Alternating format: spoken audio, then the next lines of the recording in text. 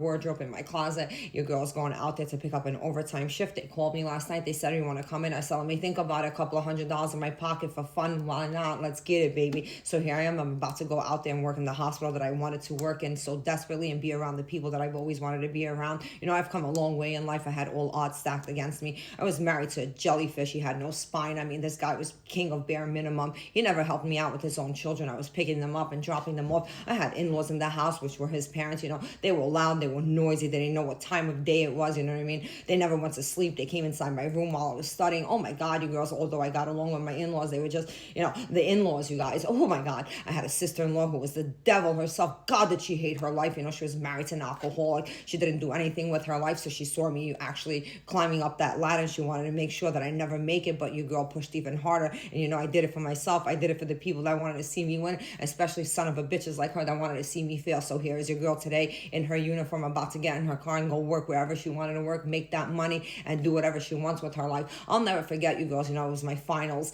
I was going to take them. It was my last finals while I was graduating with my 4-year degree and all that other stuff. And I told my ex, you know, I need so much peace and quiet in the house and whatever. And he says to me, no, he can't help me out. He doesn't know how to help me. Long and behold, you know, my ex-sister-in-law decides that she's going to go and rearrange her kitchen because she needed somewhere to stay. She wanted to make sure that I don't make it. So she goes and plans that out really slickly because she was a slick devil, you know, and she comes to my house with 3 kids and her alcoholic husband. Holy shit, you guys. Here I had, you know, 2 in-laws, Sissy, her son, her 3 kids, her husband. Oh my God, you know, the devil that I was married to also, and my 2 children. It was a fucking circus in here, honey. They wanted to make sure that I didn't graduate. They didn't want to see me win, but that pushed me even harder because I did it for myself. I did it for my children, and I did it for those son of a bitches that wanted to see me fail. That's right. Let's get it, girls. With that said, you girls, you know, here I am. I couldn't study in the house. It was a fucking zoo going on over here. I was in tears. I was in so much pain, you know, all of that pain and suffering. I was unrecognizable. I was 40 pounds lighter from the stress that, you know, all the weight that they had put onto my shoulders,